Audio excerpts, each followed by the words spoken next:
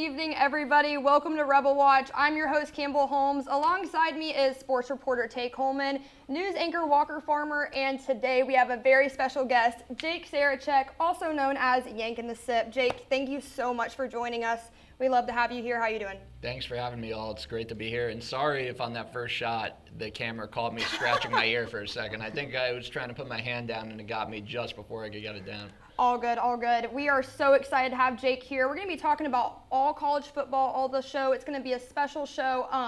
But for this block, we just wanted to really tune in on Jake and what you're doing with your documentary, with your Instagram. Just tell us a little bit more about what your goal is with Yank in the Sip. So I started this project because I loved SEC football as a kid, and I wanted to do something that explored fan cultures because I felt as a filmmaker, every single sports show really only looked into players, coaches, locker rooms, practices, and games. Right. And when you look at sports, it's the fan cultures that make it special because otherwise it's a bunch of grown men playing a game, which got me through COVID. It was the most entertaining thing to watch. But it doesn't compare to a packed Grove or a sold-out Death Valley. Even I hate to give Death Valley credit, but yeah, we'll be talking about that one later. Certainly an atmosphere. Yes. And I loved SEC football. I felt it was the perfect place to start, and it would be really cool to do a project if I explored SEC fan cultures, lived out of an RV, and spent a week in each school. But when I pitched this idea, I was told while it was a great idea, I was just a kid who'd never accomplished anything major and I was never going to get this project greenlit. So I looked for a school to shoot a proof of concept at, ranked every SEC school in the 12 categories I came up with. Ole Miss was at the top of the list and decided that I was going to shoot the pilot there even though I'd never met anyone who went to Ole Miss. Right. Booked round-trip flights from New York to Memphis, hotel at Holiday Inn on Jackson Avenue, and bought tickets to the LSU game last year, which was the biggest game on the schedule. Obviously, that was an unbelievable game, one of the best the Vaught has ever seen. And the pilot sort of just took off from there, and I fell in love with Ole Miss and the community here in Oxford and just thought it would be really cool to do an entire season here and then focus on the big SEC project after. So my goal with the project is really to show how special a place this is and how amazing a community it is and how special it is to be here during a football season and really get anyone from other parts of the country who may not be informed to say, you know, whatever, I guess, conclusions that I would jump to about a place like Ole Miss or Mississippi, I should reconsider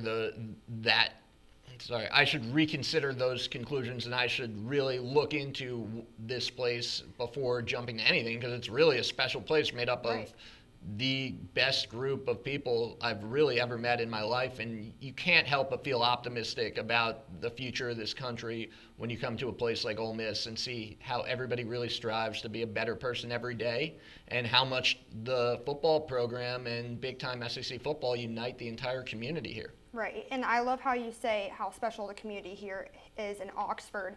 What has been the most surprising thing, I'd say, you know, that you've learned about the students or about just even the locals here? I grew up in New York where it's like if you win in New York, they love you forever. Like you're immortal if you win in New York. You're like Eli Manning, Derek Jeter, all these guys I grew up watching. But New York is very much a winner town mentality where they're not kind to athletes who don't win. It's really a brutal place to play if you're not winning.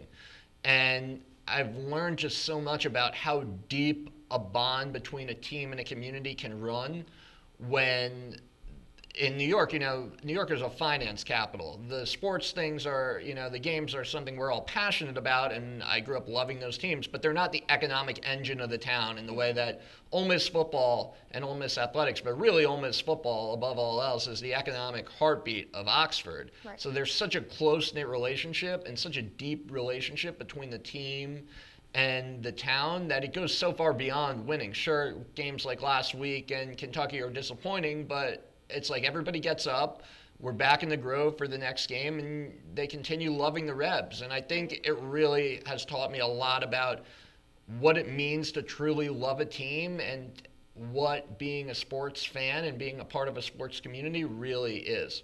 I completely agree, especially talking about, we'll talk about this later, but when it comes to the LSU game, I mean, I know Walker, you were there, Jake, you were there. Obviously devastating. And again, we'll get into that later, but like you said, the community just, you know, is always with the Rebs no matter what, so I love that. But we're so glad Jake is here. When we get back from this quick break, we are going to be talking about Ole Miss football and the devastating loss. We'll be back. It's that time of the year again, fellas. When the mornings are hot, the afternoons are hotter, and football is on its way back. Now, games is won by the battles fought in August.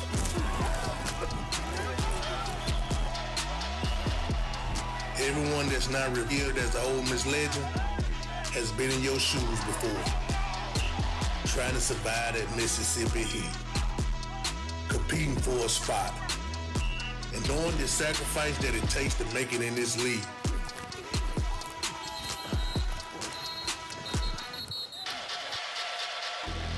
You go into this money collection of men from 100 different places, and if you work, you emerge from it as one team with one goal and one heartbeat. The SEC awaits you. And if they don't know who you are now, they will soon.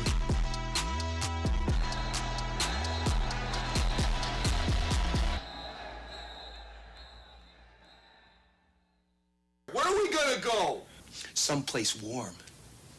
A place where the beer flows like wine. Where beautiful women instinctively flock like the salmon of Capistrano. I'm talking about a little place called Oxford, Mississippi. To see it is to believe it. You hear about it, but you just have to see the party. Ladies and gentlemen, welcome to the Grove.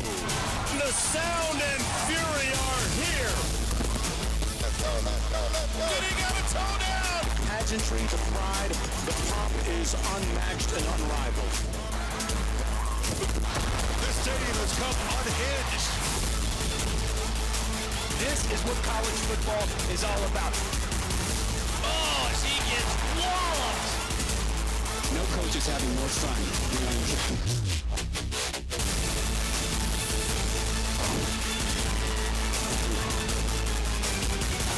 This is the place to be in college football right now.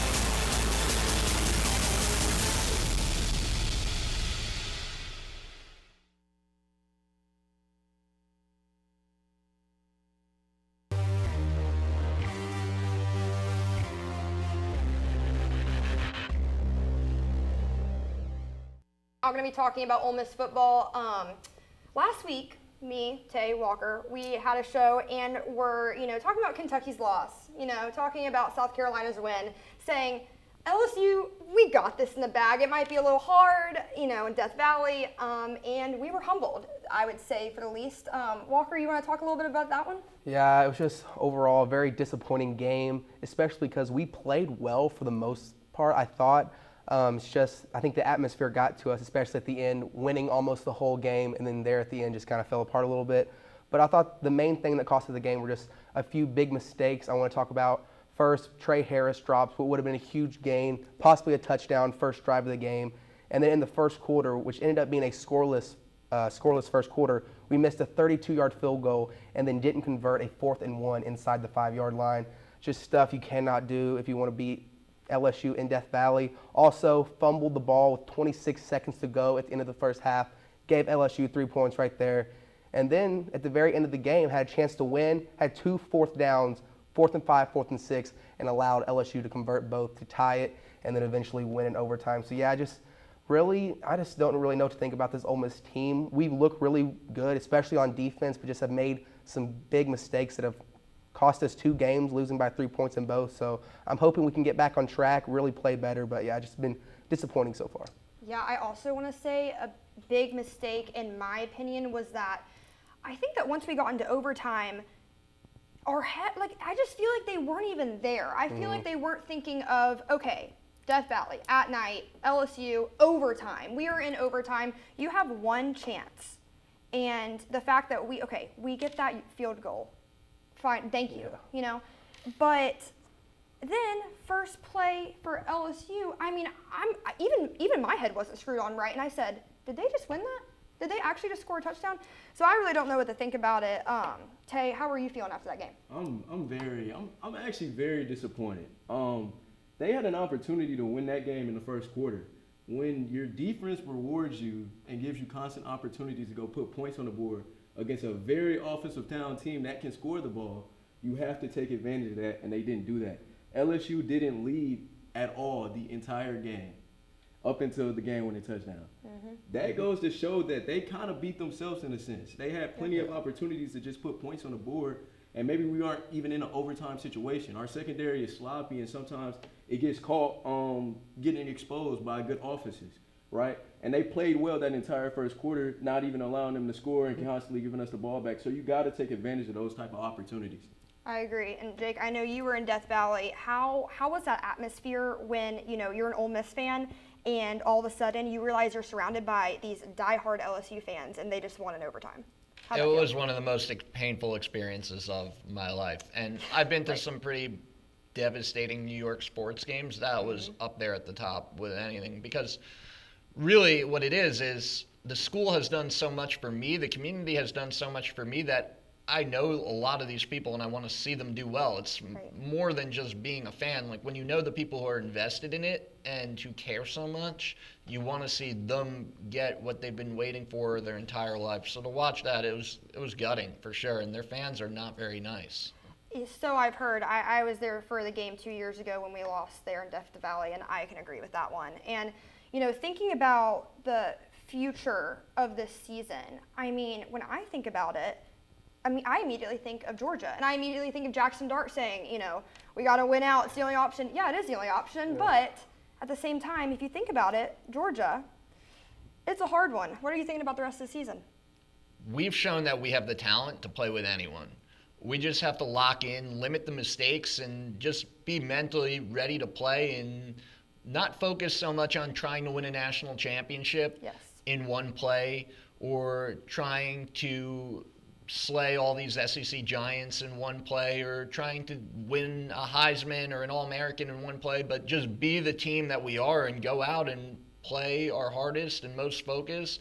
And we have the talent to be up there with anyone. So as long as we do that and we lock in and use these 2 weeks to reflect and clean up a couple of mistakes, there's no reason that we can't play with anyone. But I don't want to project on anything beyond let's go out, let's lock in against Oklahoma. And like I was saying before, it's about going 1-0 every week. Let's go 1-0 against Oklahoma. But also the attitude, and I think everyone at school should have this, is don't let us win the next game, because if we win the next game, we might get a little bit more momentum, and then we're going into Arkansas, and if we win that game, we build more momentum. So let's start with let's win this game, and the rest of the SEC should be put on notice. We have the talent to do it, but don't let us win the next game. I agree. Walker, what are you thinking about it? Yeah, I completely agree with you, Jake.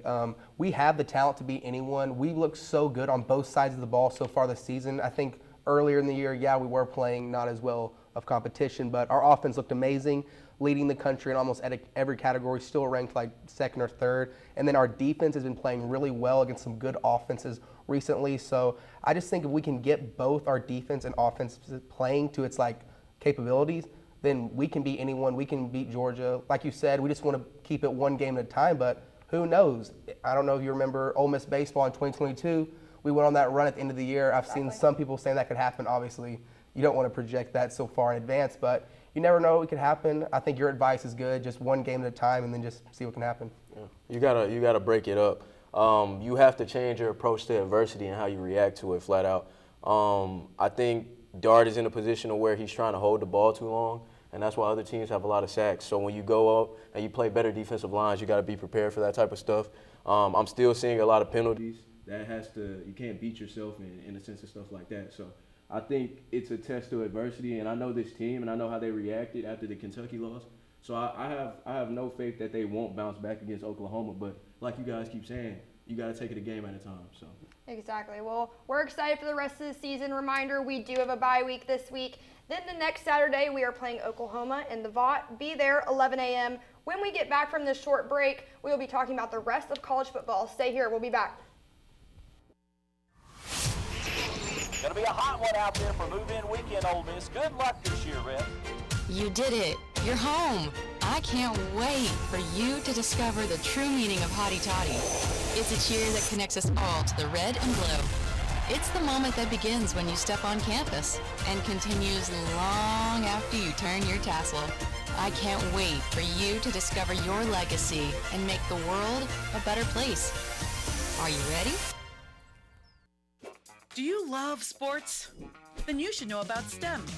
Because maximizing nutrition, analyzing peak muscle performance, calculating the perfect shot, and more are all made possible by science, technology, engineering, and math. In fact, there are more careers than ever in sports science. So if you have a passion for sports, then think about getting involved in STEM and improve everyone's game on and off the field. Get inspired at SheCanSTEM.com. My passion is journalism. Here at the University of Mississippi, we produce a nightly half-hour newscast, broadcasting regionally on cable and globally on the World Wide Web. It's the kind of experience that is preparing me to walk into any news station in the country with the skills and abilities I need to succeed. So it's not just preparing me for the real world, it is the real world.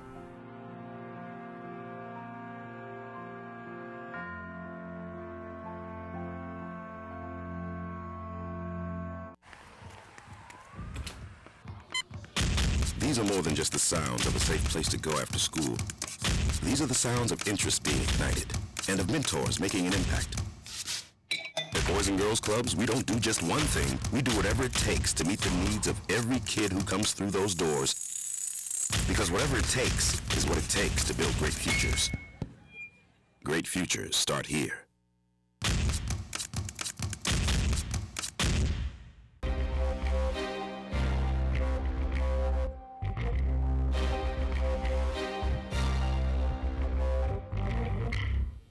Welcome back to Rebelwatch. We're now going to be talking about the rest of college football this past weekend. We had a lot of OT games, a lot of close games, and there were some games where teams showed their dominance, and that team that I'm talking about is the Texas Longhorns. They had their big rivalry game, and I just want to say looking at the SEC, I think to myself, okay, maybe everybody does have a fair share of wins, losses, mistakes, but Texas is really showing that they belong in the SEC. How are y'all thinking about that game? Yeah, the game was great. A little bit of road bumps at the beginning. Quinn coming back from injury, and the OU defense really, they played physical, and they got a lot of stops, and they kept this team in the game to start. OU's offense is kind of lackluster with the fact that they didn't have their top 5 receivers playing. But I think Texas showed once again how they respond to adversity, and once Quinn settled in and their offense got rolling, it was over from there. Yeah, I agree. It was an impressive performance by Texas. At the beginning of the game, Oklahoma was winning 3-0 after the first quarter. I was like, maybe they can hang in there, maybe they could possibly win, but then Texas just took over. Quinn's first game back, but still, I'm not completely sold on Texas yet. They have a big game this weekend versus Georgia. I think that game will tell us a lot. If that's a close game, maybe even Georgia winning, I think anyone could compete with Texas. They'll just kind of be up there with some other teams. But if we see Texas beat Georgia by like 10 points, I'd be saying they're almost a heavy favorite to win the national championship. I agree. And another game that really caught my attention was Alabama, South Carolina. I mean, I looked at my phone and saw that Alabama was about to drop it once again. And to a team that we beat the past weekend. And it was just one of those things where I think that they just made a silly mistake like Ole Miss did this past weekend, where they just weren't able to convert that 2 points and weren't able to win that game. But I mean, Alabama looks like they're kind of struggling right now with some mistakes, kind of like we are. What were y'all thinking about that? Jake, what do you think about that? Anyone can beat anyone in the SEC if you don't bring your A game. And I think that's what we're really seeing this year with NIL. It's not like before where schools like Alabama or Georgia controlled all the recruiting pipelines. Now every school has money, and each school has to ration that money. So some schools are going to be able to pay really good players that other schools have already priced themselves out of by paying other good players. So these schools like South Carolina, like Vanderbilt, like Kentucky, they may not be loaded the way Georgia or Alabama or Texas are, but they have great players, and you now have to show up. every week. And South Carolina has a really good defensive front, and they have a freshman quarterback who's not there yet, but shouldn't be slept on. So I think it's just a lesson in this conference. You have to bring your A game every week, no matter who you're playing. I completely agree. And outside the SEC, I know in the break, Walker, you talked about Ohio State, Oregon. What kind of game were you thinking about that? Yeah, I thought that was one of the best games of the weekend, probably even better than the Ole Miss LSU game. Instant classic. Oregon's environment was insane at Autzen Stadium. Some say it was the loudest stadium they've ever been in, which was hard to believe after being in Death Valley this weekend. But very impressive performance from Oregon. But then just Ohio State, I feel like they're just making the same mistakes Ohio State always makes, not really being able to finish. I don't know if y'all remember the Peach Bowl a few years ago, college football playoff semifinal. They missed that field goal and don't beat Georgia. This time, there's, 6 seconds left, and their quarterback runs it up the middle, doesn't look at the clock, runs the clock out completely. When they had a timeout, and probably from where they were, could have kicked a game-winning field goal, but just weren't locked in at the end. But I thought it was a very good game and just showed how college football is so even this year, and those two will probably play again in the Big Ten championship. I'd have to agree. And thinking about this upcoming weekend, I'm kind of glad Ole Miss is not playing so we can finally, hone in and focus on other college football teams. A game I'm really excited to watch is Tennessee-Alabama. I know that's always a third Saturday of October, tradition, but, with Alabama's mistakes the past few weeks, I don't think they're going to lose to Tennessee. I think Tennessee is going to lose, but I'm excited to see if they make it a close one. What are y'all thinking about that?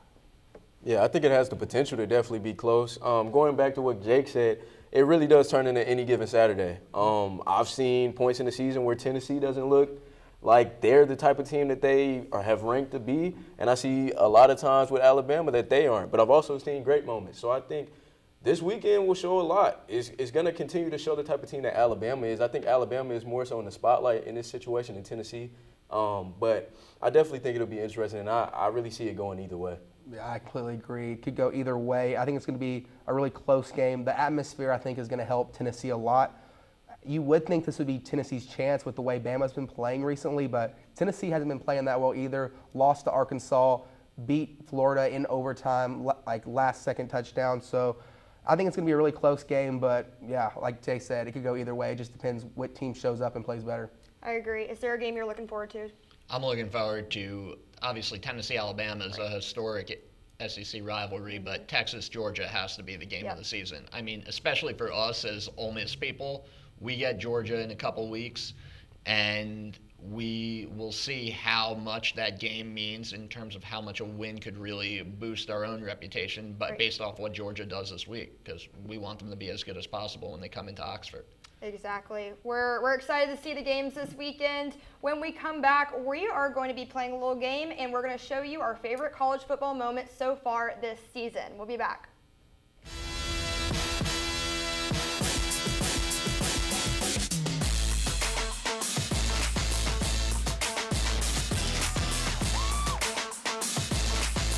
The dynamic freshman is starting to make his impact.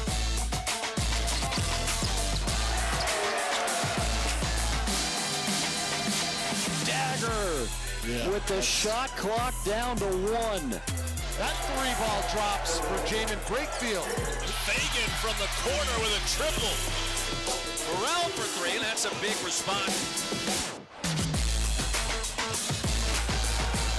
3-ball, yes. Miss shooting lights out of the pavilion.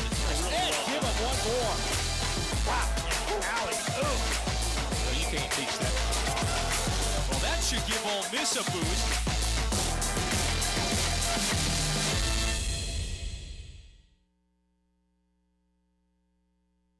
Creating a legacy takes time, takes dedication, spirit, and a greater vision. That vision starts here at the University of Mississippi. What will you be remembered by? Your character, your contributions, your friendship. Your legacy will define who we are now and who we are becoming for our state, our students, and our future.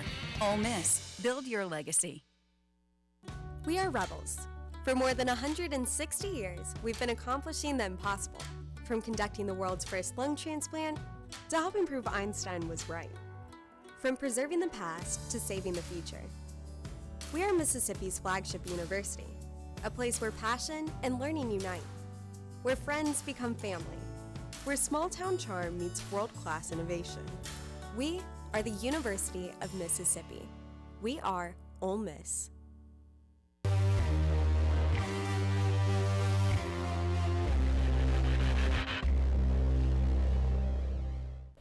Welcome back to Rebelwatch.